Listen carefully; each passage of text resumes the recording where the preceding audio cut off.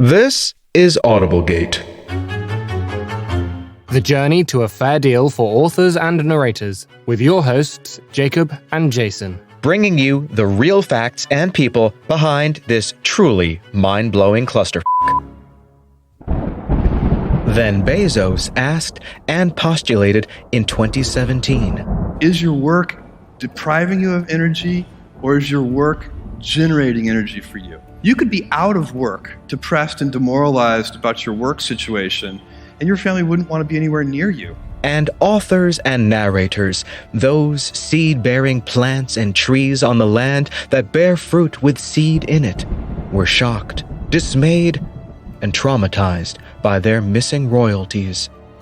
They had created education and entertainment, books bearing ideas according to their kinds, and voices giving life to their words. And they felt they'd been victims of theft. And Bezos saw that it was good, and not only for him. I've never had a problem, and I think it's because both sides of my life give me energy. That's what I would recommend, and that's what I do recommend to interns and execs. Hello. Welcome to the #Audiblegate podcast.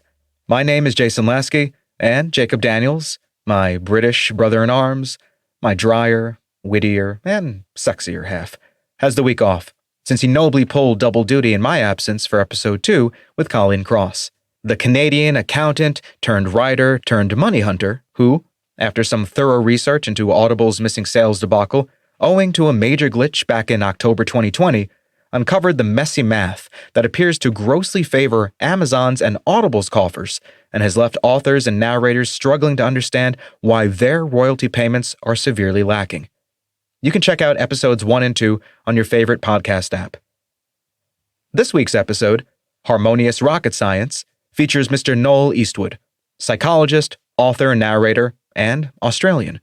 And he's going to chat with us about his creative spirit, his take on Mr. Bezos' take on work-life harmony, and why there's strength in knowing that many people feel as shitty as you do when the fruit of your labors has been systematically pilfered from your pockets. Hey, Noel, how are you doing? I'm doing great, mate. Thank you very much. You have a psychology background. Can you tell us a little bit about that? Like what's your practice been like, for example? Okay, so we'll jump straight into the practice. I'll talk about my background first. I was a teacher, special education teacher with disabled children, transferred down to primary school, and then I went back to university, got my degree, did my extra studies, came back as a school counsellor, which is like a school psychologist, and then went into private practice. All of those experiences have been profoundly useful to me as a therapist. My speciality is in trauma. And, I use a lot of tools which are based around psychotherapy, clinical hypnotherapy, meditation, and working on things from the inside. Where I found myself eventually is in Canberra, which was actually basically founded as a public service city. And so I see a lot of hierarchical workplace bullying. And what I'm seeing with this Audiblegate thing is echoed right across the spectrum. And that's what I've spent a lot of time working. Not with the workplace, I call them workplace psychopaths. People can play around with that word themselves. But I work with the victims. And so this is quite relevant, I think. And so your audiobook journey started about, was it 1995? 1995 was my first book, so I was still at university. Okay. I was doing my psychology degree. I took a class. I did the arts branch rather than science because science can be very boring. And on the arts side, I could do a lot of English. And the subject that I took was an introduction to publishing. By the end of the semester, I was the only one to actually publish anything. I published a little book, a 100-page booklet on self-hypnosis. And, of course, I got my distinction. So a friend of mine had a book that I wanted to publish. He published it for me. And so that was the start of it. Then I buried myself in my psychology practice. I also had my own clinical hypnotherapy practice, psychotherapy practice on the side while I was studying, while I was teaching. I'd been doing, I've had, 2 or 3 jobs all the time running, all synchronously. So I picked it back up in 2015 when I decided to get back into my, let me say, astrology, tarot, and all those strange things that I'd been doing on the side. And so that was basically the real start of my narrating and writing. And to date, you have 9 books published and 8 are in audiobook form. And how many of those did you narrate yourself? Yeah, 4 out of 8. So 4 I've had professionally narrated by Jonathan Johns in A Cornwall Lad. And he adds the voices for it's called The Fool's Journey Through the Tarot. So it's like a fiction, non-fiction, if people can appreciate the tarot. We believe is based on something that's not necessarily fiction. But it's a journey of the fool through the tarot. So each card becomes a chapter. But because there are voices, I can't do voices. I can do my own voice. So for nonfiction, fine. I can just read it. Right. But to add voices, that takes skill. And so I thought, well, bite the bullet and get a professional. And I'm so appreciative of narrators. You guys do magic. Well, we're all storytellers and we have our roles to play, right?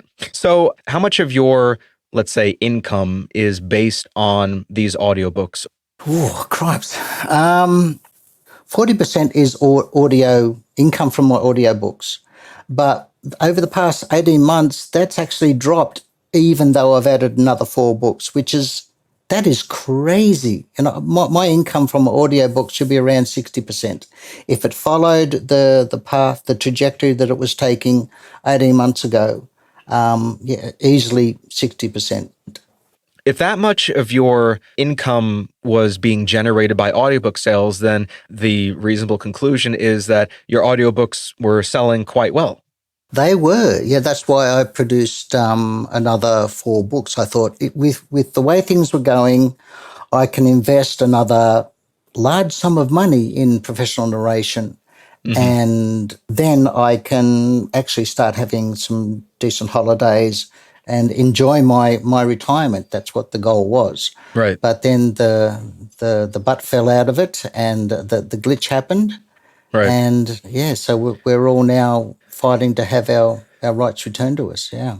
You're a writer, a published writer, a narrator, producer of your own work, and you've paid other people handsome sums of money to help bring your work to life. And you have your audience, you have your followers. Yeah. Now, at what point did you start experiencing whatever you experienced and then stopped and analyze what was going on wearing the psychologist's hat? What did you go through? So last year, I worked with my editor. We worked very solid on the series. And at the same time, my plan was that we'll edit these 3 books, almost brings us to the completion of the series of The Fool's Journey. And then I'll have them produced as audiobooks towards the end of the year, which is what I did. But through that process, I'm still looking at those numbers and shaking my head going, there's something wrong. What have I done as an author that's made the market turn away from me? So, I'm as human as everybody else. I have the same problems as the clients that I worked with.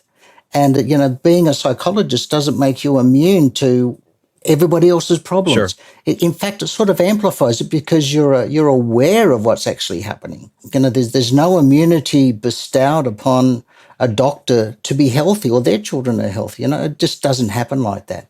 So I'm looking at my numbers and I'm starting to feel depressed. Mm-hmm. I retired, I think, about 4 years ago. And my plan was that I would just work solidly on my books, on my writing, my publishing, my audiobooks. And, eventually I'll be able to sort of sit back and have a passively generated income coming in that I wouldn't have to work so hard. I wasn't born with a silver spoon in my mouth. I've had to work for everything that I've got. So I was looking forward to this period of my life. And 2 years ago, 18 months ago, things were looking good. And so, there was a period where I was as flat as a tin can can get. Where I'm thinking, what am I going to do? Even up until a month or 2 ago, before I found Susan May and Colleen's work on the Audiblegate stuff, I'm even thinking, do I need to drop this writing gig and generate income some other way? Yep.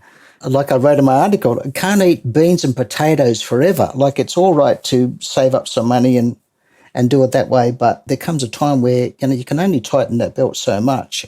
What were some of the physical symptoms that you started to develop as this was going on, as well as your connectivity, your relationship with your family and friends, on top of the pandemic and everything going on, which was already such an isolating factor? How did this then, as you used the word amplify it before, to talk about your knowledge of psychology and how things were affecting you and understanding what was happening, which is even making it worse in your particular experience? What were some of the things that you were experiencing? I am fortunate that I've been doing Tai Chi and Taoist meditation, self-hypnosis, all those things for like 40 years.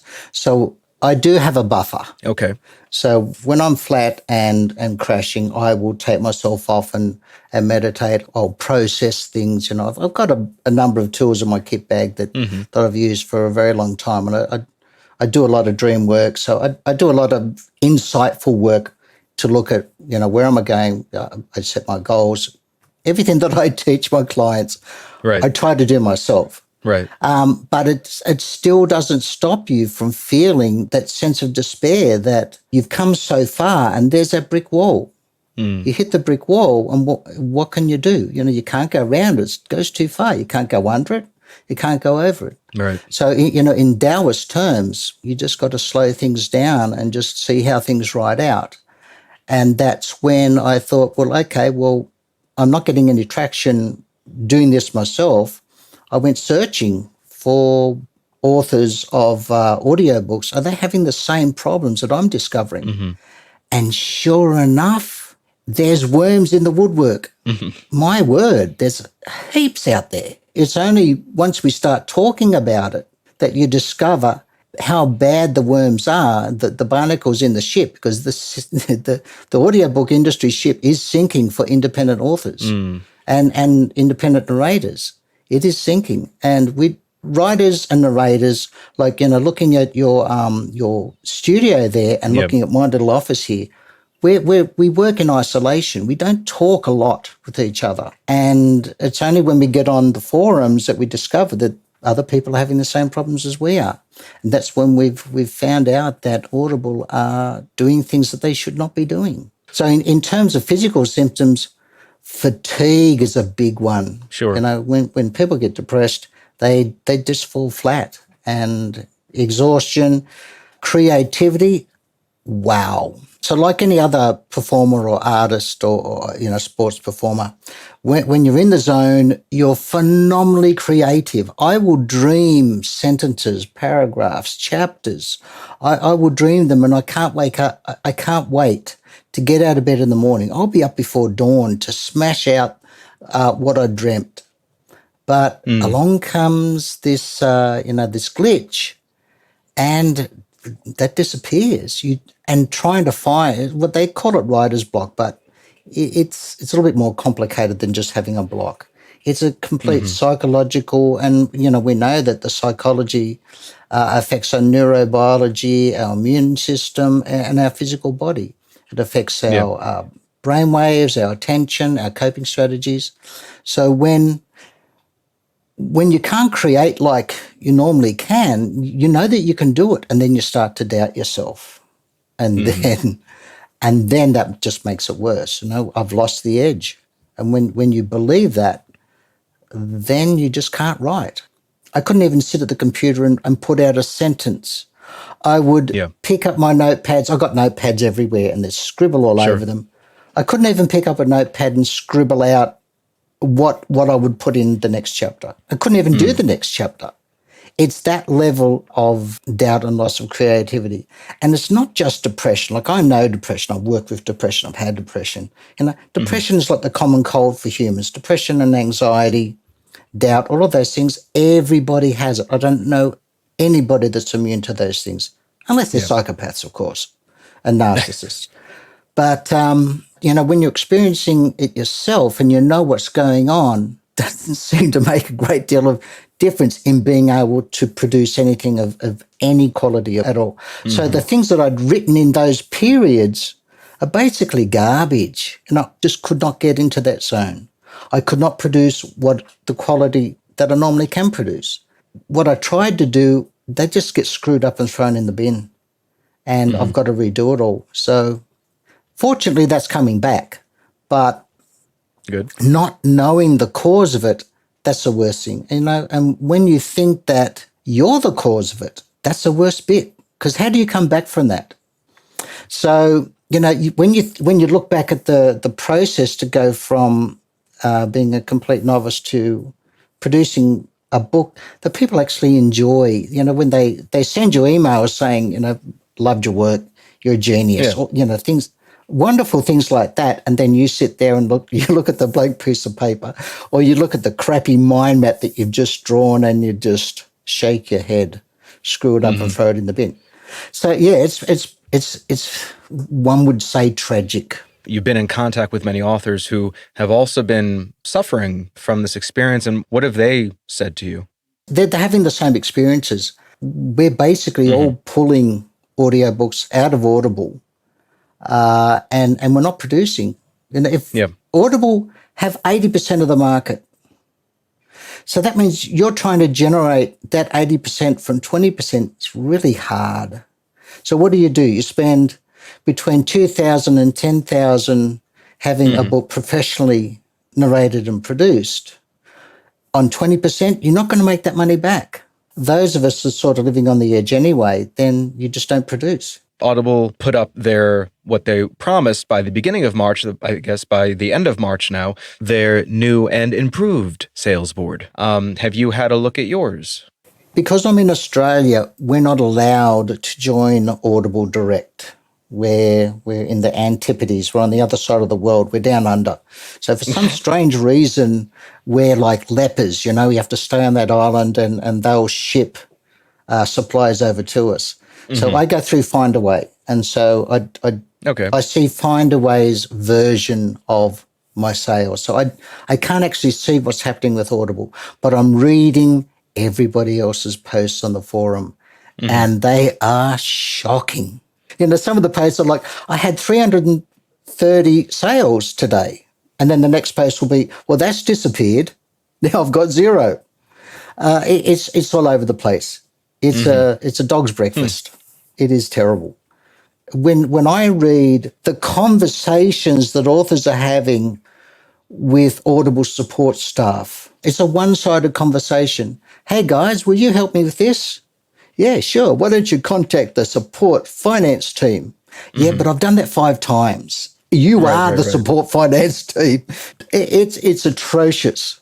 I don't know what's going on with them. The whole idea was to get them to provide a more transparent document so that everybody could understand how their royalties are actually being generated. But what they've come up with actually doesn't address the main issue still. I and many, many other authors have no confidence in what in Audible whatsoever. It's a terrible state of affairs. Can we call it trauma? It is a form of trauma. You heard some of Bezos speaking at the top of the episode. What's your reaction to some of the things he talked about in terms of work-life harmony as opposed to work-life balance? His idea being that he disagrees with the notion of work-life balance and that there should be some kind of integrated work-life harmony, and it's very much based on the kind of energy you bring into the room and that the room provides you. And, it's like a feedback cycle of sorts. So what's your take on his ideas about this kind of harmony?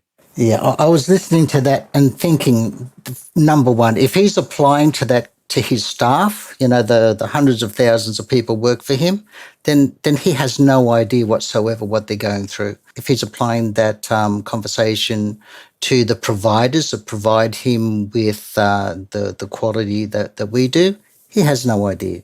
If he's applying that to his managers, great. I want my managers to have a good work-home balance and harmony and all those beautiful keywords that he's using. But basically, I find rhetoric stifling. I run away from it. I just like to see people just be honest. This is that transparency thing that you want happy staff? Well, you have to actually work at that. I studied psychology. I studied organizational psychology. It's very simple. It's not rocket science to make people happy. You just be honest. Be honest with them. Give them a fair wage, for a fair effort. In terms of good old Jeff and his brother, yeah, go for it, boys. But words are words. I'm not the sort of person that is impressed with people that spout words, but then what they actually do is in the complete different direction. You know, that leaves me cold. Inside his company, it makes sense for him to try to promote that kind of environment, emotional well-being, let's say. At the same time, even staff members of his company, like the workers who right now in Alabama are trying to unionize. Then you have Amazon's own drivers who are delivering their goods to the public, and they had their tips systematically taken away from them. They took them to court and they won 60 some odd $1 million. Do you think Jeff, Mr. Bezos, was applying that rhetoric to those workers as well, the people who were delivering products? I don't know. Are they happier now? I'm sure they're happier now, right? They're probably happier now, but at some point they weren't so happy. That's right. So in terms of making amends for things, right? You pay out double-digit millions because you stole money from them. You broke a contract with them saying that you weren't going to take their tips, and you did take their tips. So now you're giving their tips back to them, plus, I guess, X amount on top of that. If he wants to promote this idea of harmony, it's like, well, write them checks. There's going to be a hell of a lot of more harmony in the world thanks to you, right? He certainly has the words for it, and he certainly talks it up. But, it's the walk. If you can't walk the talk, then you're full of BS. I've, as I was saying earlier, I've worked with the victims of psychopaths, be it in a domestic violence relationship or workplace bullies. And I've done a lot of study. In fact, I've just written an article on workplace bullies and psychopaths. Wow, okay. And, do these people change? No, they don't change. Why would they want to change? They have everything they want. You see the school bully. What does the school bully do? Well, I've got a peanut butter sandwich and you've got something 10 times better. What do? I go and take it off you. Who's happy? The bully or the victim? The bully always ends up happier. And we see this in CEOs and politicians and the people in positions of power that exercise their entitlement to take without remorse. They have no empathy. They don't care. We've seen it right through history. We don't have to go very far to see it. We see it on the news every day. How I call them bullies a little bit nicer than psychopaths. My interpretation of psychopath might be a little bit different to other people. But when there's no remorse, there's no empathy, and to deliberately harm people. What annoys me is when someone can do that, to take those tips off these drivers that are already working at the lowest level of the basic wage, that don't have time to go to the toilet. They've got to pee in a bottle. Right. What happens is when you take that tiny little bit of cream off their wages, you're affecting their family. You're affecting their children's ability to pay for to go to the library, their ability for them to buy Christmas presents for the children, to give them proper medical. You're not stealing from the worker, you're stealing from their family. And that, to me, that makes me mad. Aside from Audiblegate and the equitable rights movement, what is your immediate way forward? I've had to look at the numbers because most authors in my situation, we're running pretty close to the wind, where you spend too much and then something's going to suffer. So what I've decided is I'll hold off on having my next book professionally narrated, because that's going to cost a fair bit of money. But I'll just keep writing, keep publishing. I've got 3 books that I'm writing at the moment, slowly, very slowly, in bits and pieces. I've got a book to narrate. And because I can narrate it myself, that's not too bad. I've got to finish editing it first. So I've just got to get on with my projects for myself, but not stress and worry over it. And I think that's what happens to all of us, is that when we get in a bind, we find ourselves pushed into a corner. We do feel trapped and we start to panic. So it's like taking that step back and reminding myself that it's okay. You'll be fine. When I take that Taoist approach, get out the begging bowl, put on my robe and barefoot and go walking through Civic. Might get a few pennies. I'd take my guitar and do some busking. That's a joke. I can picture it. I've never met you, but I can picture it. And I guess also, with that, have a good laugh, have a good laugh. It's okay. It's okay. And it'll be okay. Noel Eastwood, thank you so very much for being with us today. Thanks, Jason. I'd also like to, thank all the people that I've worked with as clients, as students, and I still mentor people, and I still have a few clients that I see today. When people are honest with you about their personal problems, like I've experienced as a psychologist, if people aren't honest with me, then it makes it very hard to help them. But I find that in my work that I do, in my books, in my articles, in my newsletters, in my YouTube channel, and here on this podcast, I want to honour that.